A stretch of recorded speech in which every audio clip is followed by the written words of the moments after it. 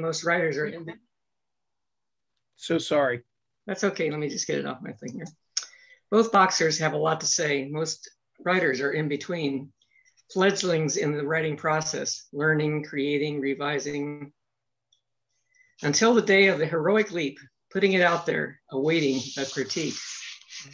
The lone writer holds his breath through their last thoughts, through their last edits, through their presumed assaults, holding his breath to his own great escape, like the removal of a noose by the hangman. With a gasp of relief, rejuvenated, this writer, this hero, tries his wings, and soars. Very nice. Very good. Okay. That was poem number one. This next one is a little bit romantic. This is called Quiet Heart, and it rhymes. A still small light pulsed in the dark. A quietness prevailed, without the thought, without a hint, that loneliness assailed. The expectation long since gone of ever finding true awareness, love, or evening song, a oneness that is two. Perhaps a jest, perhaps a dream, a story misconstrued. Love comes to others, not to those so humbled, lost from view. A corner turn, engulfing glance, the heart leaps up, the mind tiptoe, a crystallizing chance of flame, a white hot glow. Oh, breathless moments stressed to please, word fumbling, tingling sight, a mystic vision made apparent to crash the still of night. The end. Very good. Awesome. Thank you, thank you. Last one. This one is me arguing with myself. It's called Mind Speak. M-I-N-D, speak. I talk to me, this task I rue. Must I do it then? No, never, not you. Really, I said, smallest head shake. It seems important. Oh, for goodness sake. No, no, I won't. Yes, yes, you will. I said important. A millstone around my neck, forcefully said. What the friggin' heck, my face flushing red. All right, doing it now. Oh, that's not too bad. It's amazing how that once started, things do improve, perhaps not easy to get it removed. Drawing a line, one less to do. Now I can go on to something more new. So glad it's done, but next time, dear, do it sooner, please, before it's a rear. All done. Less than 6 minutes. Very nice. Okay. Okay. Who would like to read next? I'll go. Okay, Chris. This is a flash fiction and been struggling with it a bit. So it's definitely a work in progress. I think Gary has read a version of it. Walter has read a version of it. The working title is Detachment Takes All of You. Monday morning, I was in the shower minding my own business when my right eye fell out. It bounced once on the wet tile, rolled, and then stared back at me. I thought if I closed my left eye, I might see myself as others see me, but that wasn't the case. Surprised, I sealed my eye in the plastic sandwich in a plastic sandwich baggie and placed it carefully in the back of the refrigerator. My meeting schedule for the day was already overloaded. I'd have to fix it later after work. During breakfast, Helen sipped at her coffee and told me she thought we needed a change of scenery. Why? I said. You don't notice me anymore, she replied. Not a word about my new outfit or hairstyle yesterday. I feel like I've become a ghost to you. I'm sorry, I said. I've been distracted lately. I'm working to get my efforts noticed by upper management. She gave me a penetrating look as I prepared to leave. It would be nice to try to see things from my point of view for once in a while. We're not connecting. 2 evenings later, I was in the bathroom combing my hair when my right ear fell off. It plopped on the counter and then slid slowly into the sink, ear hole up. I thought if I plugged my left ear, I might hear things as others hear them, but that wasn't the case. Disappointed, I rinsed it off, took it to the kitchen, and laid it next to my eye in the fridge. We couldn't be late for the company's summer social. I'd have to fix it the following morning. At dinner, Helen poked at her overcooked fish and told me we should pay more attention to each other. What? I said. You don't hear me anymore, she replied. Not a word in response to my summer vacation suggestions. I feel like I'm talking to a deaf person. I'm sorry, I said. I've been stressed lately. I'm struggling to get my ideas heard by the bosses. She leaned in close and whispered into my ear with resignation. It would be nice if you took some time to listen to what I'm trying to tell you. We're not communicating. Near week's end, I was in bed reaching for my book when my right hand dropped off. It landed on the carpet, palm up, curling fingers wiggling to a slow stop. I thought if I remained motionless and focused, I might feel things beyond my normal grasp, but that wasn't the case. Frustrated, I grabbed it by the thumb, went downstairs, and tossed it into the fridge next to the other parts. It was late and work was wearing me down. I'd have to fix it over the weekend. Beside me, Helen closed her book, turned, and told me she needed to start living with more intimacy. How? I said. You don't touch me anymore, she replied. No hugs or kisses goodnight when we get into bed. I feel like I'm sleeping next to a mannequin.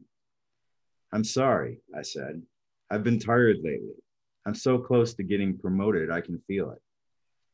She ran her fingers lightly over my chest, then rolled away. You're so distant from me these days that even when I reach out, I can't feel you anymore. We've lost touch. The next morning, I was getting some coffee in the break room when my boss entered. I was doing good work, he said. He appreciated my long hours of dedication to the project. That kind of effort shows loyalty to the company, he said. My prospects were good. How about coming over to his place for Sunday dinner? He'd be happy to look over my cost-cutting proposal and listen to my supporting arguments. He knew I was being considered for promotion and would be happy to lend a hand reviewing my evaluation write-ups. I left the office buoyed with the hope of a better future. Back home, there was a note stuck to the refrigerator door. I've tried to reach out to you to let you know my feelings, but you've been so preoccupied with work that I've given up. We've lost our togetherness. I've decided to spend some time traveling and staying with friends. Don't know when I'll be back. Helen. I went to bed shaken but confident that all Helen and I needed was time. Once I get promoted, we'll reconnect. I'll have more time then. I woke on Saturday feeling as though my senses were muffled. I went into work thinking I would be able to clear my head, but my condition worsened. I thought about calling Helen, but decided to let her make the first move. Once home, I called a friend of mine who was a doctor, asking him if he could give me a quick checkup. He swung by after his golf game. You look run down, he said to me, face creasing in a worry. In fact, you look like you're falling apart. Tell me what's happening. I ticked off my symptoms, then took my parts from the refrigerator to show him. He examined them with sympathy. No wonder you're feeling depleted. How are things at home? How are things with Helen? Not good, I said. I think Helen has left me. I told him I was under a lot of pressure at work, but a promotion was within reach. More money, more free time. I was working toward a better life. Helen didn't seem to understand my sacrifices. He nodded and took out his stethoscope from his bag. Let's have a listen to your heart. I breathed deep while he methodically shifted the cold diaphragm from front to back. When he finished, he looked me in the eye. Your heart sounds just fine, but I think it's in the wrong place.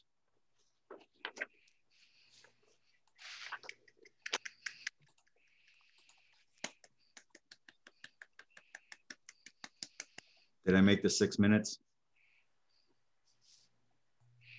You absolutely made the 6 minutes, just under, and, love the ending.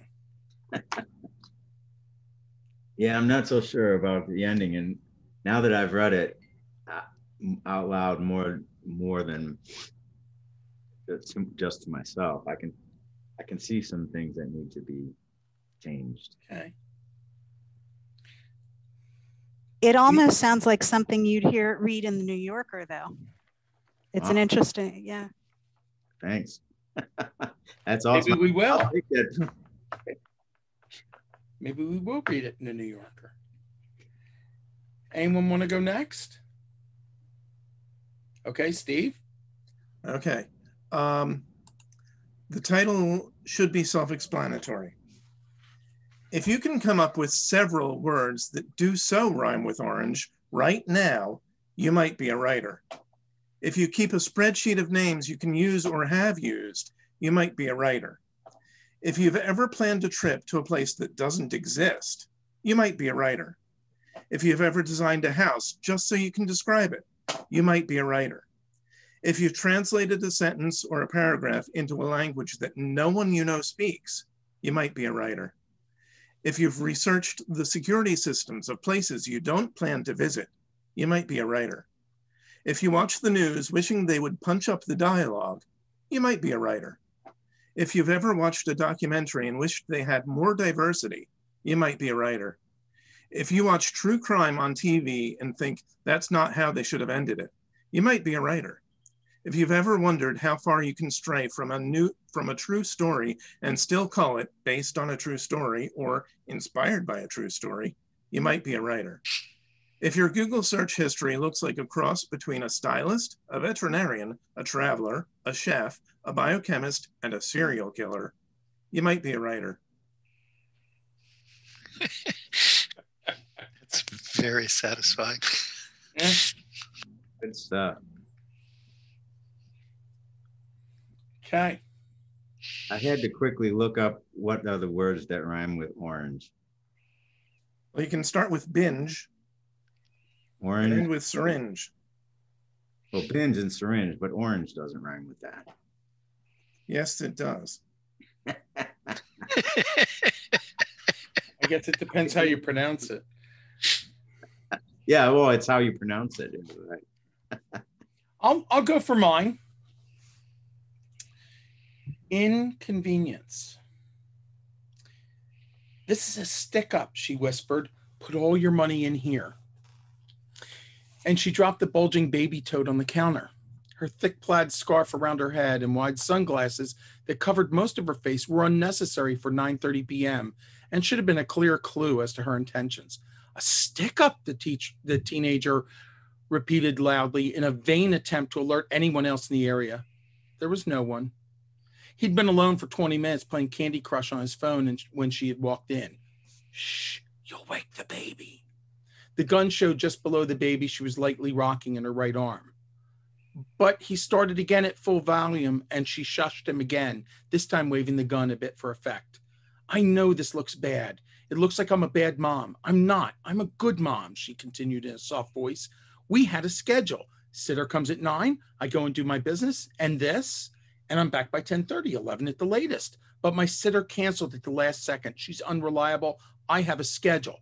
What was I supposed to do? The clerk just nodded and glanced towards his phone, which started to buzz. Maybe I should get that. It could be my mom. Just let it ring. We'll only be a few minutes. Open the register. She shook the gun lightly. Just because I have a baby doesn't mean I won't shoot you if I have to. It just means I'll aim for your boy parts. You understand? Yes, sure. He shook visibly and fumbled with the register, thinking about what a bullet might do to him. Open it. Her whisper was more forceful. I'm trying. I'm nervous. This is my first robbery.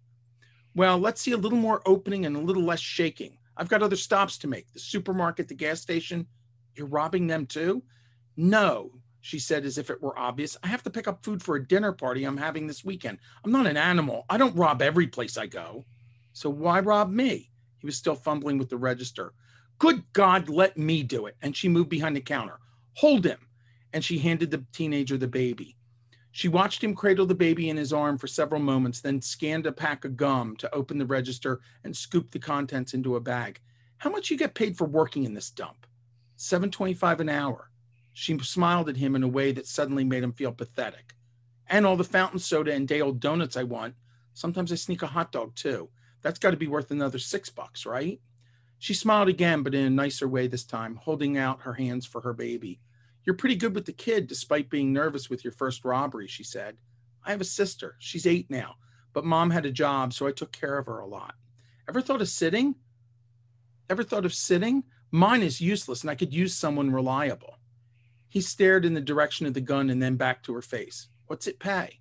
More than this dump. Start you at 10 an hour. You can eat anything from the fridge. And if I go on an excursion like tonight, I'll give you a bonus and bring you home some extra fine snacks. He didn't say anything, staring lower at her. What? She said. Your boobs. They're leaking through your top. I've never seen that. She stared down at herself. Crap, that'll ruin this blouse. Now I can't make my other stops. Her face turned desperate as she stared him in the eyes as she waved the gun again. I'm a woman. I have needs. He took a step back from her. She quickly ran into the aisles with her baby still in the teenager's arms. Right now, I need diapers and tampons. She dropped them on the counter. He didn't move. They're just tampons. Grow a pair, will you? They both looked down at the items that clearly wouldn't fit in the diaper tote. The desperation in her eyes turned to anger. And condoms, 3 packs. She pointed and mumbled, damn if I'm going to let this happen again. He grabbed them from the space from behind him and dropped them onto the counter. She stared at the counter and without lifting her head mumbled, no, the ribbed ones. His face turned red as he reached behind the counter to fill her request and turned back to face her. Paper or plastic? Plastic. Her demeanor changed quickly as he stuffed the items in the bag and handed over the bags, and finally her child. I have to run. Think about the sitter job. She scooped up her bag and started to turn. How do I get in contact with you? He asked. She stared him in the eye, then grabbed a pen off the counter. Here's an email address. If you tell your boss or police about me or it, I'll claim you tried to hit on me and file assault charges. No one will believe you. She was almost out the door when she turned to him again. I need a reliable sitter for 3 nights a week. It's very unprofessional to show up late or cancel at the last second. I don't stand for that shit. You let me know. And she was gone. He stared down in the open, empty register. What would he tell his boss? The last 2 nights, his register was short over $40 each time, which he falsely blamed on the previous clerk. Tonight, it's empty from actually being robbed. The sitter thing was sounding pretty good.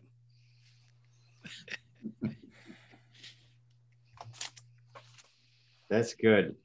That's good. I like where your mind goes. Yeah. You're about the only one. Hopefully that is not based in any way on experience. None of mine, but I can't account for everyone else's experience, right? Right. You don't think Gary's ever run into a convenience store with a baby in his arms? Right away, my mind went to that Nicolas Cage movie. And I can't remember it, but I only remember the one. I don't remember the name, but the scene is where he forgets the diapers and he's got to turn around and go. Raising Arizona. Raising Arizona. That's right. Wow. Yeah. Yeah, that was good. Yeah. Okay, who's next?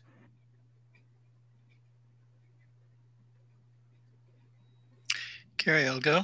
Okay.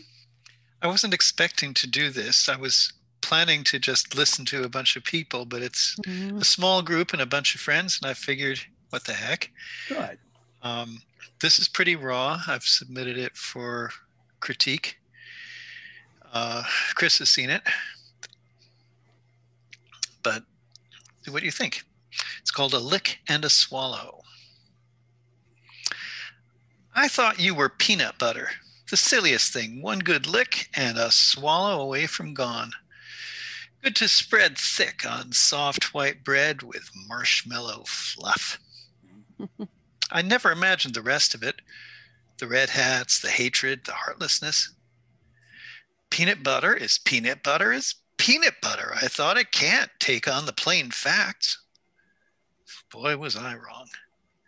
And now, when your fans, the ones you haven't overtly betrayed, ram about aimlessly, angrily, breaking what they barge into, then caroming off towards something else, and while scores vie to be the fluffer to your nutter or even the new and improved jiff, and their words stick to the roof of my mouth enough to choke, honest to God, I think it must be time, past time, too late maybe, for a good lick and then a swallow.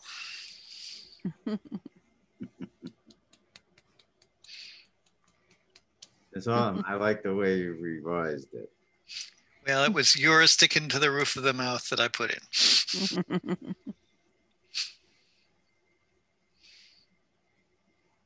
You're on mute, Gary. I was saying, it looks like Kit is trying that out to see how that would feel. It looked like she was licking the roof of her mouth. I have taken to, Ringo has a pill every morning. It's about the size of a small watch battery, but I have taken to putting peanut butter on it. And he loves peanut butter, and then he will lick that spoon like there's no tomorrow on that spoon.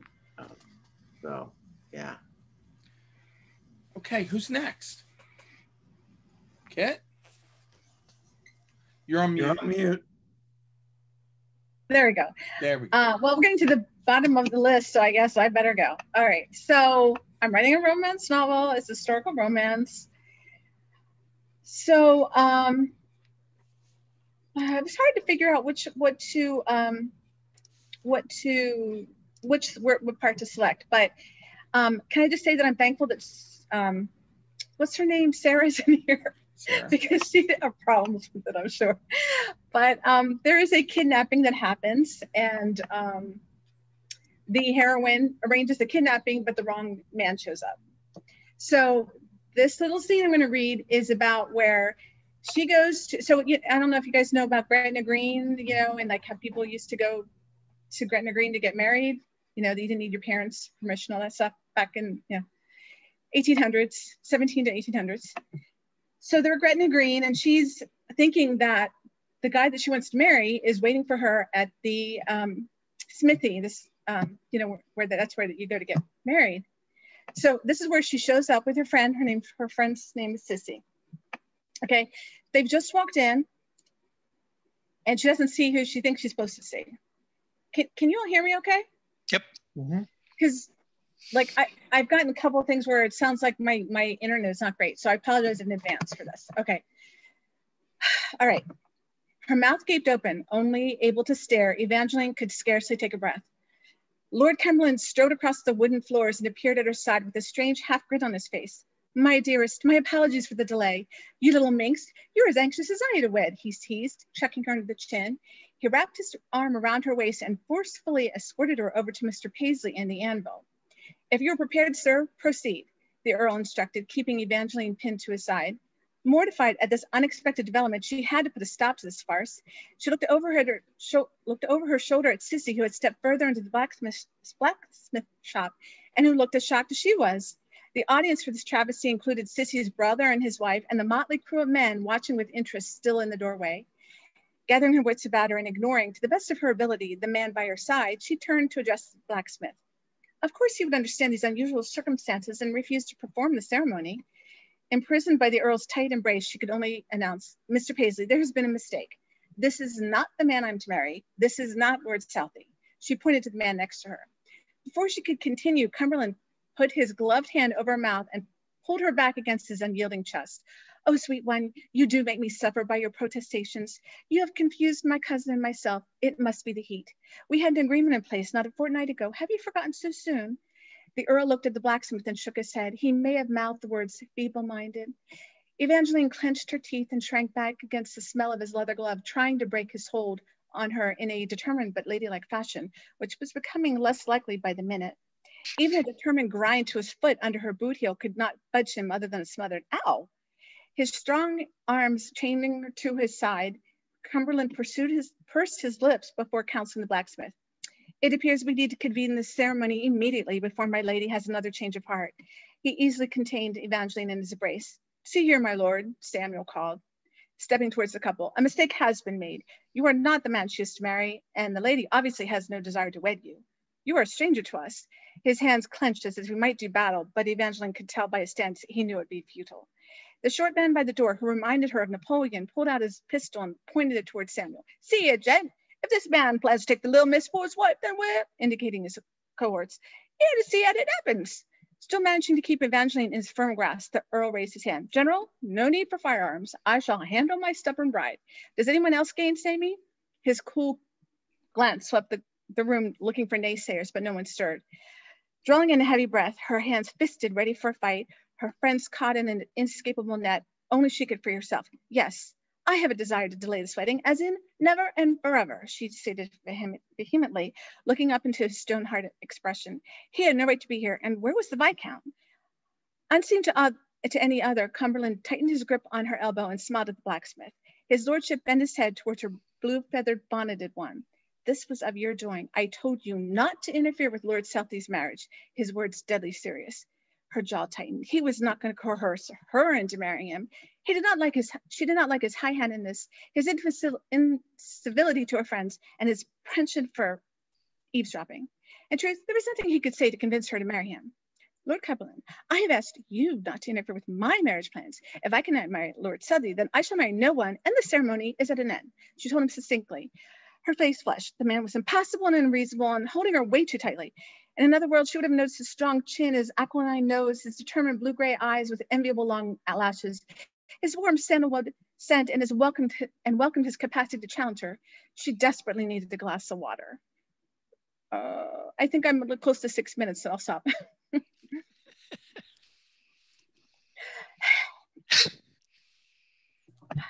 I do want to make one suggestion to you, and this is not a critique of the story.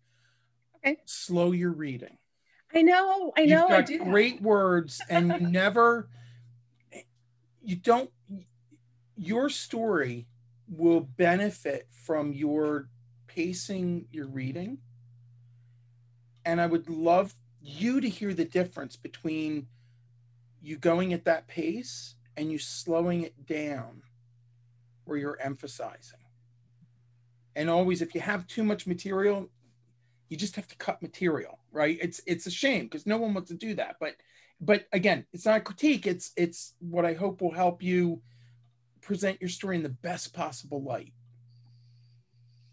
No, I appreciate that. And I usually do read slower, but I was very mindful of the 6 minutes and And it's for all of us, right? Because we all do it. There are times maybe where your story deserves a fast pace, and there are times you may want to slow it down. That's all. Just, Okay, thank you.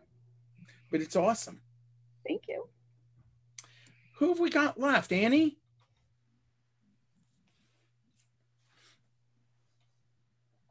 Okay. This is called Consent of the Governed, and it's my first attempt at flash fiction. It's the attack came on my first day as mayor. My trusty laptop betrayed me. Instead of budgets, I was looking at a banner that threatened, "We have encrypted your data. You must pay us $1 million within 48 hours or we will destroy all your data." Well, maybe IT could do something. I called Rusty. I was only sweating a little. Rusty came and sat in my chair, but instead of key tapping, I heard dismay in her soft cussing. Her lovely green eyes met mine as she got up. "It's bad. Let me see what I can do from my desk. Give me some time." "When can I get back to work? What do you think? An hour?" She smiled and left. Larry, my right-hand guy, came to my door. "I can't get hold of Rusty." "She's working on it. Don't worry. The sooner the budget projections are done, the sooner we can realign power in this office." "I know, but unless somebody memorized the figures, there's not much we can do." An hour later, my armpits were damp. I called Rusty. "Almost done?" "No, this is serious. It's on all the servers. You may need to pay." "What do you mean? Don't we have backups?" "They got through to our backup system. It's all online now to save labor. The firewall was supposed to protect it, but somehow they got through. I'm telling you, you may need to pay." "We will find another way." I might have sounded confident. Lunch went by. No progress from Rusty. Larry took a call. "Hold on, did you say ransomware specialists? How soon can you get here?" An hour later, Gladiator IT Services had signed a contract in my office. Whatever it cost, it was less than $1 million. "Your data was encrypted with triple DES using a 56-character key. All we need is the key," said the project manager, Robert, in his expensive suit. I was curious about how he knew, but not enough to listen to the answer. Knowledge is power, but it can be tedious. "How long will it take to find this key?" "Overnight." "Can we tell who did this?" "You might know in the morning. Do you have any enemies?" "Start with the old mayor." The press came at 2 for pictures of my first day. I brought my people to the conference room where they wouldn't be so conspicuously idle. Larry got me an ice cream cake. I shook more hands, gave a vague, encouraging speech, and we stretched it out until 3 without spilling the beans. Robert told me to let everyone go home early while his team took over. Larry and I stayed in my office with Robert. Gladiator is bidding on IT services for the new convention center complex. Robert was bold to mention this. It was unethical for him to take advantage of our proximity instead of using the established channels for a multi-million-dollar contract. Our bid may be a little higher, but our quality is worthwhile. You won't have problems like today. I can't discuss that, so maybe you should get back to work with your team. We will speak further in the morning. I removed my tie and took out my phone. I read the day's news and saw nothing on the attack. Then I looked up Gladiator. It was a small new company privately owned by Allison Rusthouse. Her familiar green eyes smiled from her bio. She was smart enough that I would never be sure if she was behind the first attack. My cussing wasn't soft.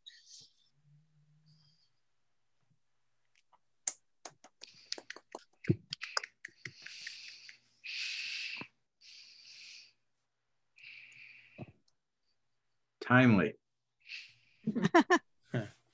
JJ, we can't tell whether you have a story or not because I didn't see you say yay or nay. I'm sorry. It took me a while to get my microphone to work. Yeah, I could do one. I have one. Some people might have heard it before, but it seems appropriate for this heat wave. Summer breeze. Eric dropped into a half crouch, rocked from heels to toes to give his bare feet some relief from the baking concrete. He gripped the knobs of his knees, the legs of his green swimsuit slippery against his palms. Lifted his head just enough to peer over the dented rim of an oil drum long ago pressed into service as a trash can. Across a battalion of red-painted tables, his mom and Aunt Charlotte conquered the southwest corner of the picnic area with boundaries of baskets and coolers, clear bags of plates, napkins, and utensils. The giant container of cherry Kool-Aid, shoulder high when he'd helped set it down, ice cubes slosh clinking against the sides, sat in solitary splendor upon its own bench. The water beading and dripping down the orange peel plastic marked the level of the liquid within. From the playground, an oak's branches invaded the patio. Leaves the deep green of mid-July cast careless shadows upon his mom's still crisp pink sundress and Aunt Charlotte's purple halter top.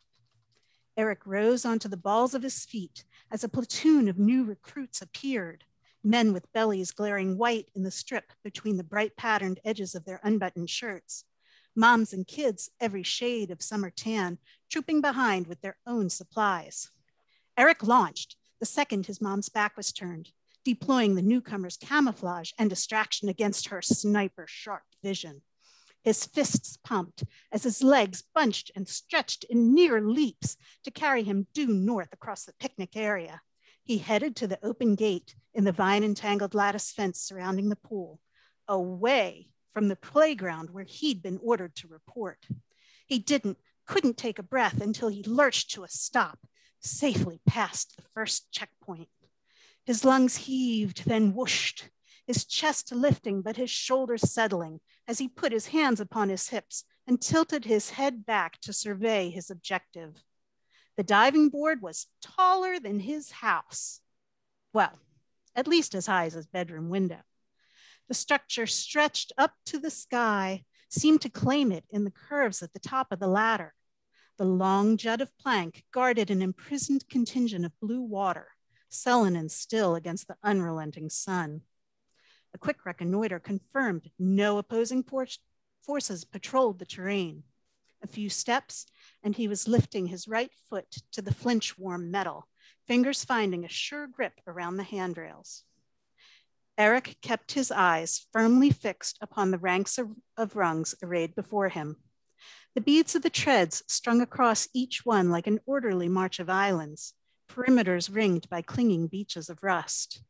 The air opened up around him as the ground fell away and he forged into previously unknown territory. No sycamore or sweet gum in the neighborhood had let him settle so high in its branches. As he pulled his body up to the top, he sighted along the diving board, a straight shot into blue. A hurried scramble of feet and scrabble of hands brought him to standing upon the white surface, smudged with 6 weeks' worth of kids striding and leaping and splashing and rushing around to the ladder to begin all over again. The first step should have been easy. No spring in the board, not so far from the business end. But somehow, Eric's hands didn't want to surrender the curving sectors of metal secure in their grasp. A slip at this point would be a bomb drop onto concrete. The handrails shouldn't have stopped here, so far from the water, so high above the sand-tan slabs that created a merciless perimeter around the pool. A snapped glance back confirmed the path of retreat. Down the ladder, through the gate. Back to the sweet quench of cherry Kool-Aid or the smack of hands on his shoulders as he pushed his way into the familiar drill of playground games.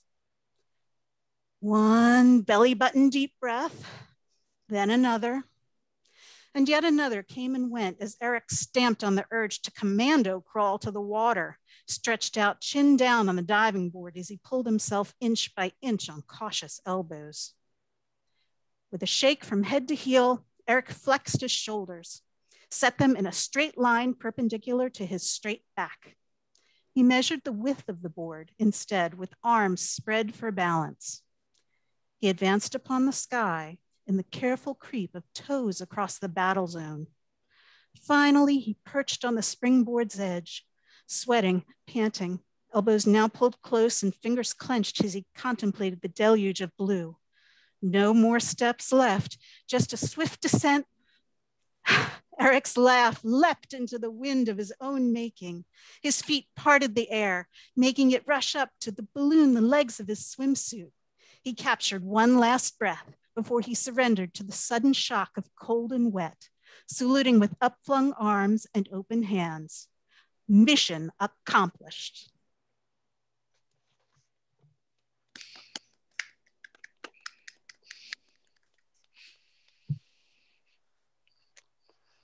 Susanna, are you the only one who hasn't read?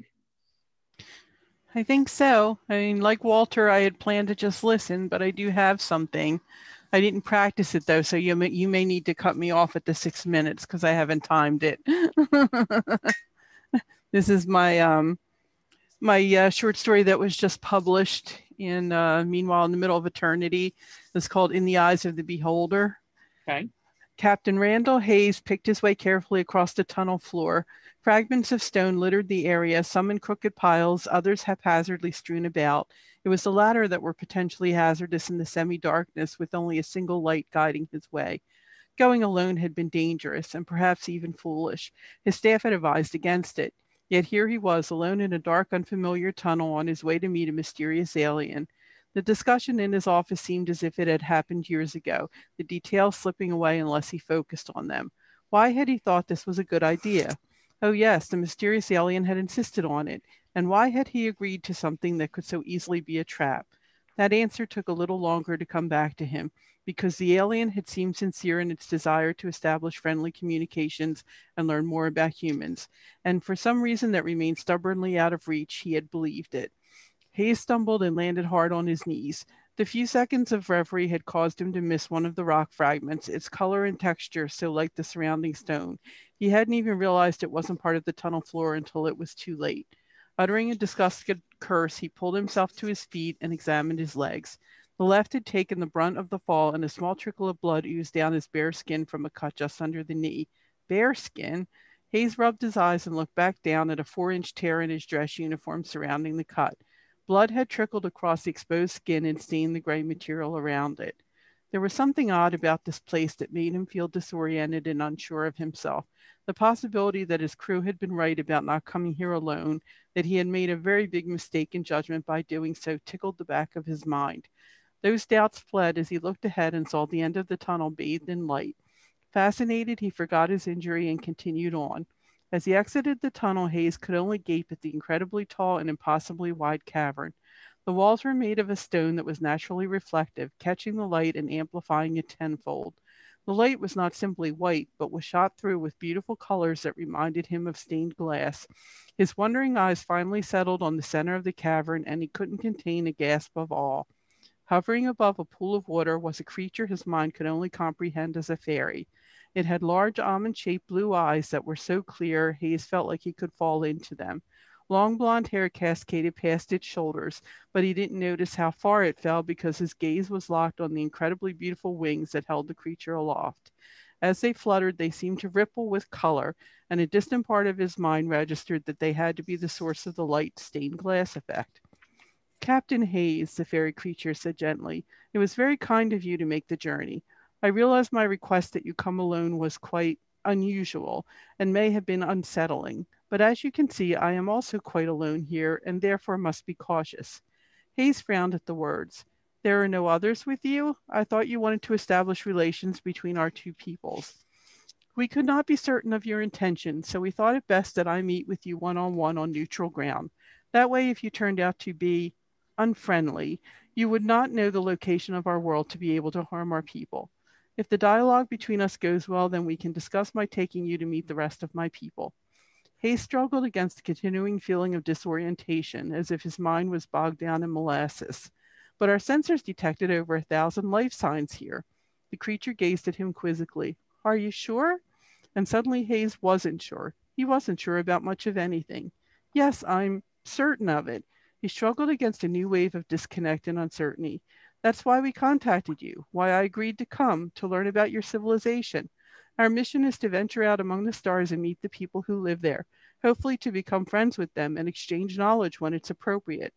As Hayes spoke those truths with great conviction, he felt the disorientation and uncertainty leave him. For the first time since landing on this planet, he felt completely himself and fully present. He glanced around the cave again, but this time the light did not seem as dazzling and there were more shadows.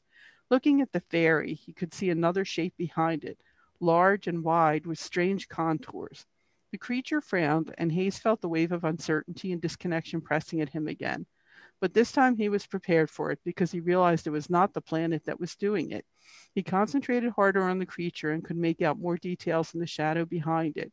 The fairy faded, and he could barely discern a being that resembled a giant slug with elephant legs and a snake's head. The grotesque shape unsettled him, and disgust replaced awe as the image came into sharper focus. Captain, a gentle voice broke through his concentration, and he was staring at the fairy once more. Is something wrong? You look ill. No, nothing's wrong, he stammered, shaken by the image he thought he'd seen. He searched the shadows for it again, but it was gone. Perhaps it is not yet time for us to become friends, the fairy said sadly. I don't think you are ready yet. Ready? Ready in what way?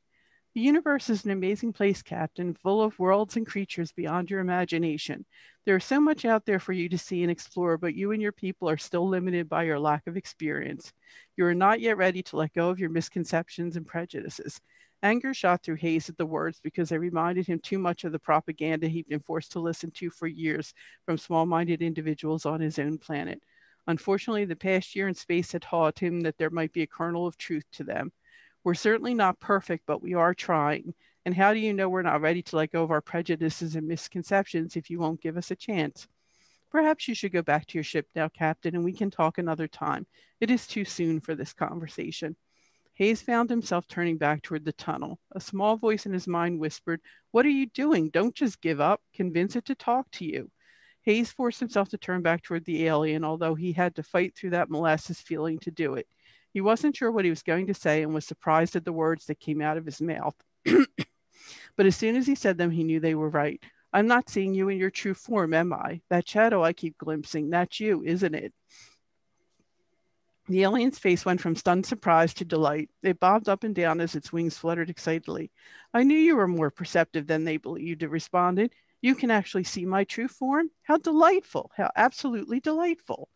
Why didn't you just appear to me in your true form? He snapped. Why the subterfuge? The wings slowed as the creature in front of him sobered. What was your reaction to what you could see of my true form, Captain? Wasn't it revulsion? And you could not even see all of me at that point. No, you are not ready to see me in my true form. It would frighten and disgust you, and a nice genial conversation like the one we've been having would be impossible.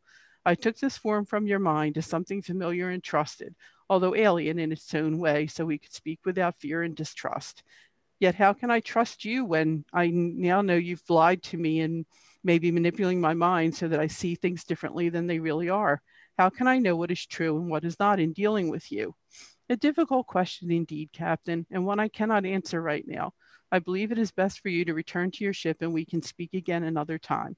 Hayes started to protest, but the light from the fairy creature disappeared, leaving him in total darkness as a violent wind swept through the cavern, creating a whirlwind around him.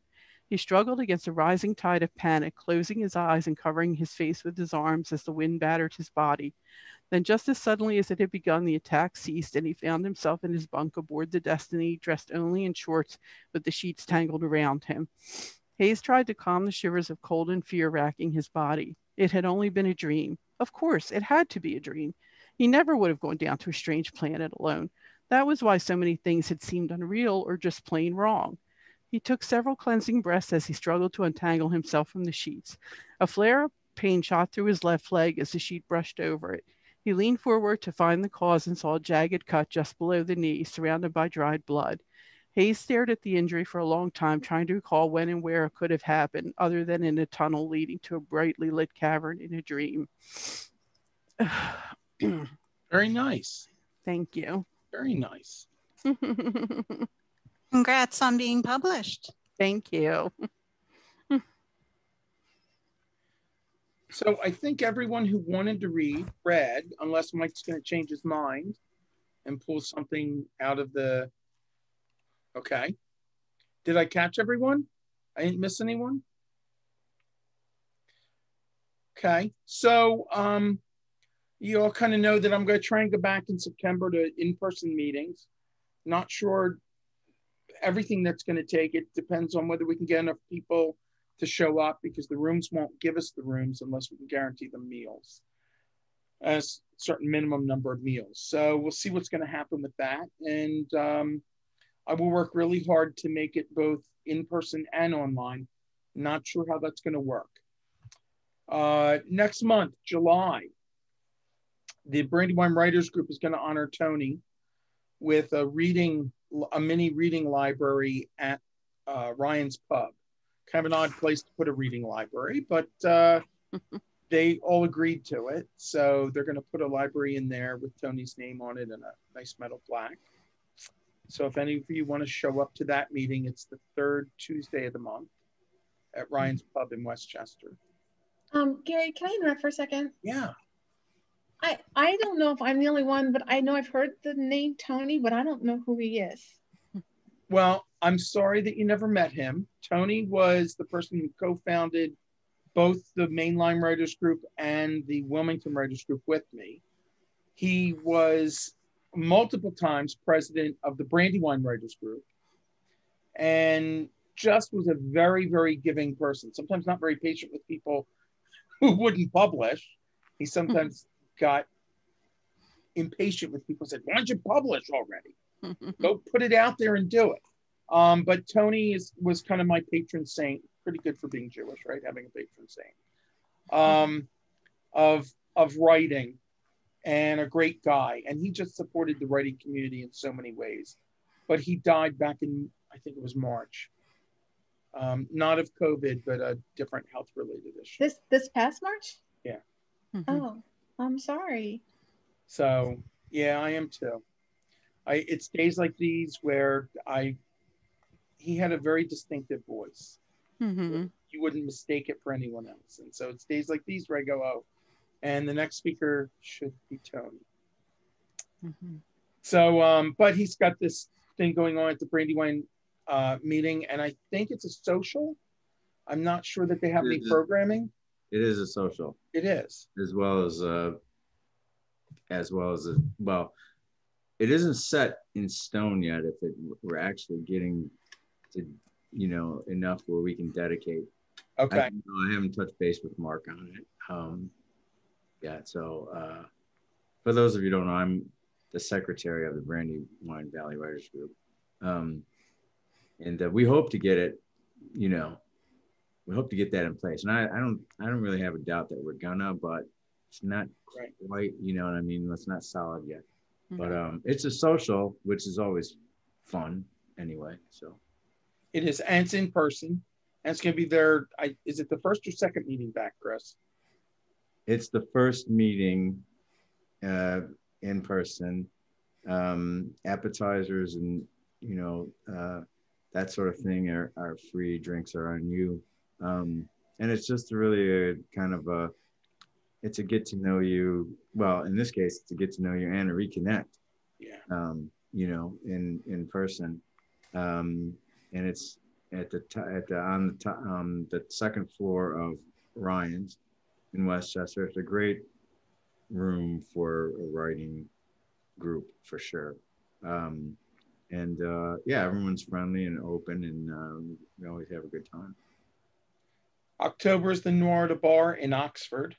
I still have 1 or 2 more slots, so if anyone's interested that hasn't expressed interest, let me know. We do it as a benefit for the Oxford Library. This will be the 3rd time we do it. And writers get to eat for free. Everyone who's attending, the library basically populates the meeting. And it's a huge bar. So it's the first time we really have Noir at a bar at a bar. But it's a huge room. So it's just very nicely done. So we're doing that. We do that as a benefit for them. And, you know, I'm still working on programming for the next couple months and figuring out how to make in-person meetings work. And hopefully in September, we'll continue to see downward trends in everything and more people inoculated, and everyone's going to feel better about getting together in person. Mm-hmm. Does anyone have anything you want to share with the group that you think would benefit them? Or, you know, or not, but more fun to share things that benefit people. I never know whether to forward this stuff or not, but I got an offer from a guy named Chandler Bolt, who wrote a book called Published, from idea to whatever in 90 days or whatever. Mm-hmm. He's offering his book for free. Of course, it's that give me your email and then you can unsubscribe right after. Should I forward that to the group? It looks like he's giving away a bundle of stuff. Sure, why not? People have to decide on their own whether they find that a risk or not. Mm-hmm. Mm-hmm. When people give things away, you know, generally they're looking to sell you something else. Mm-hmm. True, but I never buy. Okay, it's okay. I don't buy either, right? But everyone has to make the decision on their own whether they want to trade their email or their 3rd email, right? Mm-hmm. The 3rd email to get something for free. Okay, well then I will forward that along. Thank you. Yeah. And for any of you that don't know, our group has a Facebook page, and you're all welcome to share whatever you want to share there, whether it's advertisements about your own work or anything interesting that, you know, you see that you think other writers might be interested in. And it's called the Mainline Writers Group Facebook page. And then there's also one for the Wilmington group, I think. I'm trying to remember back. But we're going to end up merging the 2 groups because it's just easier to manage one group than 2. I just have to figure out, again, how to do that, because if I don't work the word Wilmington in there, no one from Wilmington is going to go to the Mainline Writers Group. So still working on that now. Anything else anyone want to share? It's good to see you all here. Mm-hmm. Hopefully I will also see you someplace else. In person one of these days. Yeah, that would be nice. It's just a well, we've done a couple of things. People are, you know, I'm very cautious, but people are getting out now, and a lot of, like in Westchester, like the pandemic never happened. They have so last year they shut down Gay Street, which is pretty much the main street. Right. Businesses. They shut down a section of it. It's probably 4 blocks that shut down. Mm-hmm. But it's shut down 24/7. Mm-hmm. So until late September, I think. And they're doing it again this year. And when I was talking to the manager of the restaurant we ate at, I mean, he was pretty much like, yeah, there was not a lot of concern about the pandemic here in Westchester for whatever reason. So, but I don't know. We feel good enough to go outside now. And I take my mask just in case there's a place that says you have to be masked to go in. But we really haven't been, I haven't been wearing.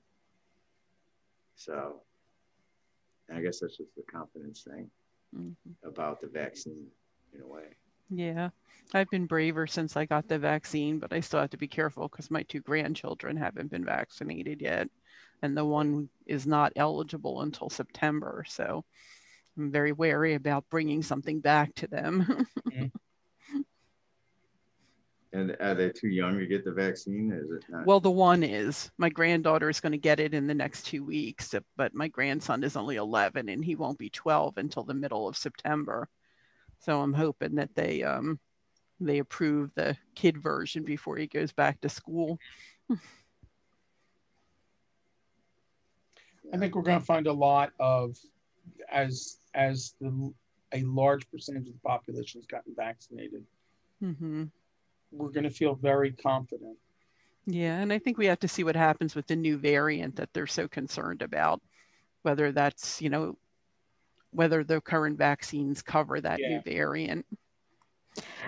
There was good news today that they think that the mRNA vaccines, Moderna and Pfizer, might not need boosters.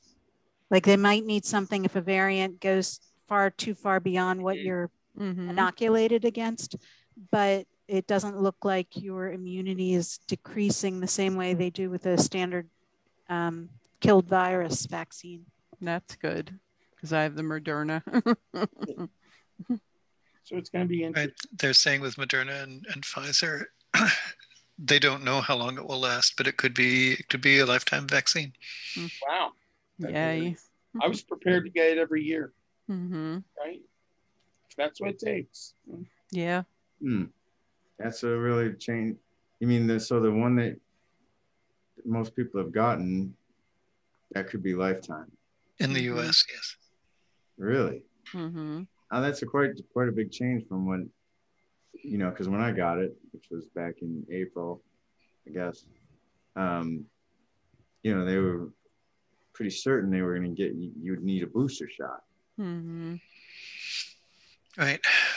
Well, as I keep saying, this has been one long clinical trial with. Yeah.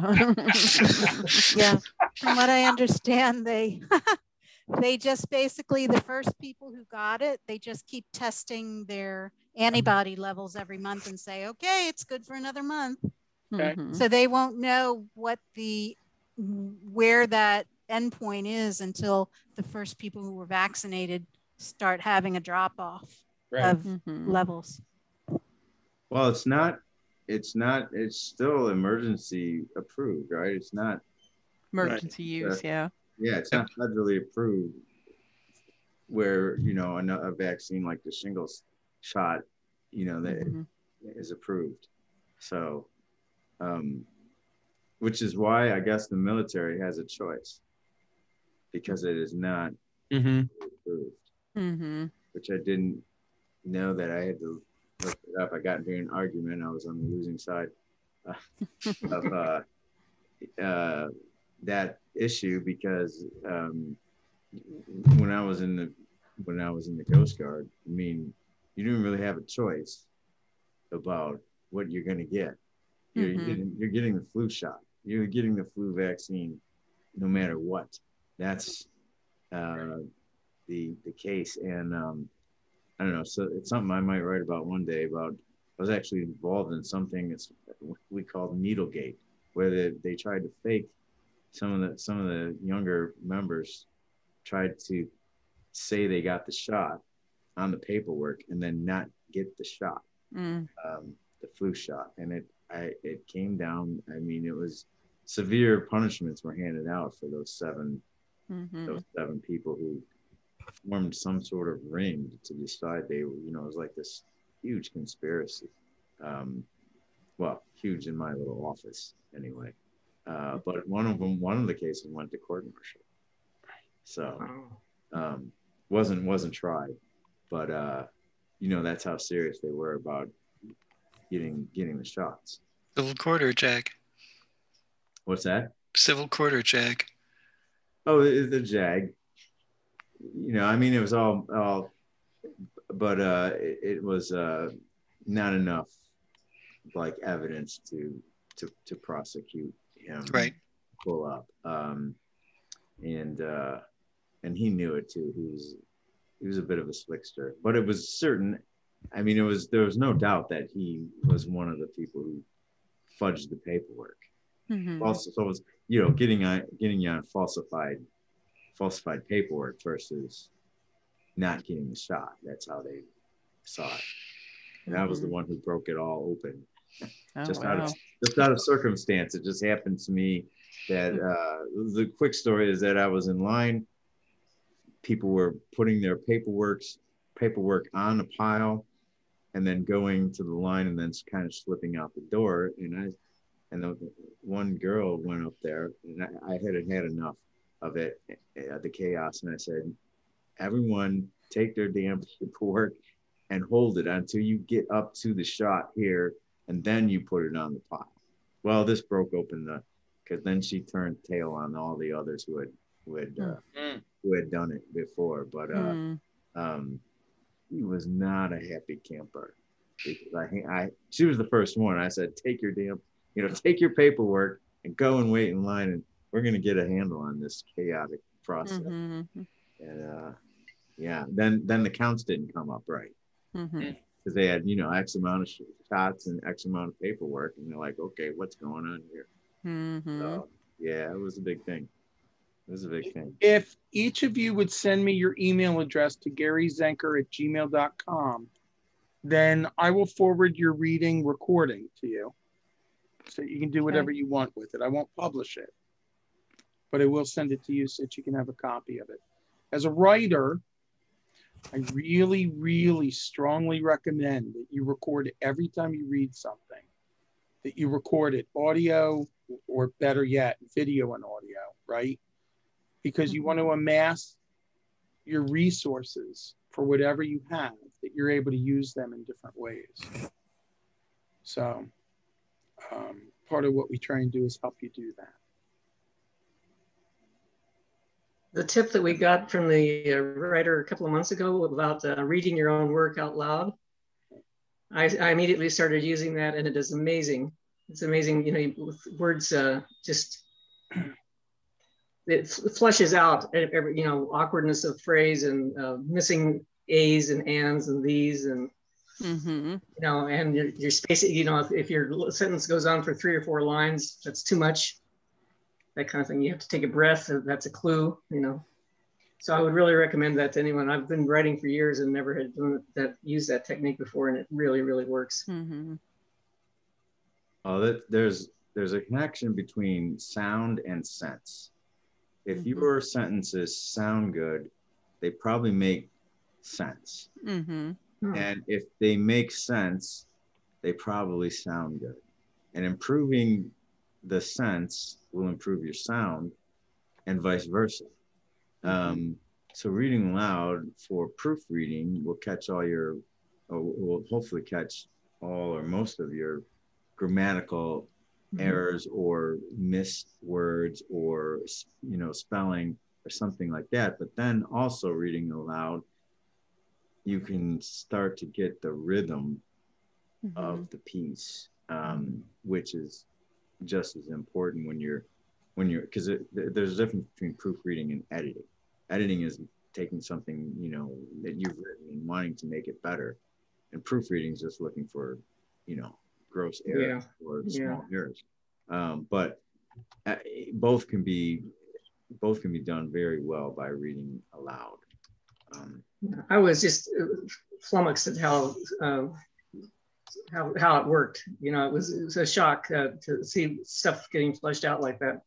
So I do it now. In fact, I do much editing, and then I go back and read, and in the morning, that's how I start. I read aloud what I did yesterday, and it gets me back into the flow of what I'm working on. Yeah. Or have someone read it aloud to you. Yes. Which is a different Yeah. thing. Well, I'd have to steal one of you to get to my house. There's 2 advantages to having someone else read it, right? Because when you read it, and there's a disadvantage, by the way. So one of the things that happens is when you read something yourself, even if it's your own writing, you tend to correct it as you're reading it. So if your words are out of order or you would naturally choose a different word, it's ironic, but you'll read the other word that isn't written on the page. So there's another reason besides listening to it, right? There's kind of an autocorrect in your head that fixes the sentence when you're reading it because it sounds awkward to you. And certainly having someone else read it to you gives you a whole different perspective. It also shows you whether they're going to stumble over sentences that they didn't write. Mm-hmm. Well, I have some good friends that I could trust with that, but I do have one friend who's a terrific gal, and she would critique every single sentence. We'd never make it to the end of it. By that time, I would kill her. You know? So you know, I agree. I'd have to try that. So. Well, you know, it's interesting because everyone has a different voice inside their head and how they read a piece. Right. So, like when I was reading Walter's piece when he first sent it to me, The Lick and Swallow, and when I just heard him read it, you know, way different than how I was reading it in my head. Mm-hmm. By the way, it sounded much better when he was reading it than I. That's the sound and sense thing that you were talking about. Yeah. Can you write well enough that people hear it the way they need to hear it to get the right sense? Yeah, especially poetry, right? I mean, Yeah. So, folks, I'm so glad to see you here. I'll figure out next month's programming. In the meantime, there's a critique going on. And remember, you don't have to have a piece in for being critiqued in order to attend and help everyone else out. Okay. And with that, I thank you all and look forward to seeing you again in a couple weeks or a month. Sounds good. Sounds great. Well, thanks. Good to Thank see you. everybody. Take Take care. care. Bye. Bye-bye. Bye-bye. Yeah,